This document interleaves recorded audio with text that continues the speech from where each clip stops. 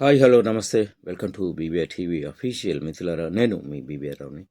పశ్చిమాసియాలో యుద్ధం తీవ్ర రూపం దాల్చిన నేపథ్యంలో గల్ఫ్ ప్రాంతం నుంచి 52,000 మందికి పైగా భారతీయులను సురక్షితంగా స్వదేశానికి తరలించినట్లు కేంద్ర విదేశాంగ మంత్రిత్వ శాఖ ప్రకటించింది. మార్చి 1 నుంచి 7వ తేదీ మధ్య ఈ తరలింపు ప్రక్రియ విజయవంతంగా కొనసాగిందని వాళ్ళు వెల్లడించారు.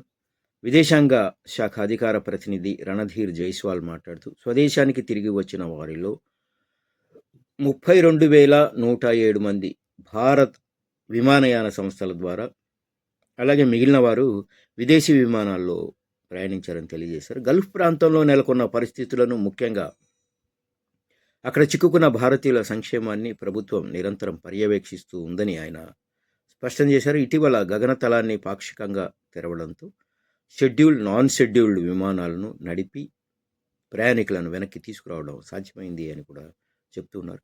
ఇంకా గల్ఫ్లో ఉన్న వారిని తరలించేందుకు రాబోయే రోజుల్లో మరిన్ని విమానాలు నడపనున్నట్లు జైస్వాల్ ఈ సందర్భంగా తెలియజేస్తున్నారు. బాధితులు, వారి కుటుంబాల సహాయార్థం న్యూఢిల్లీలో ఒక ప్రత్యేక కంట్రోల్ రూమ్ను, ప్రభావిత దేశాల్లోని భారత రాయబార కార్యాలయాలు ఏవైతే ఉన్నాయో 24/7 హెల్ప్ లైన్లను ఏర్పాటు చేసినట్టు తెలియజేశారు.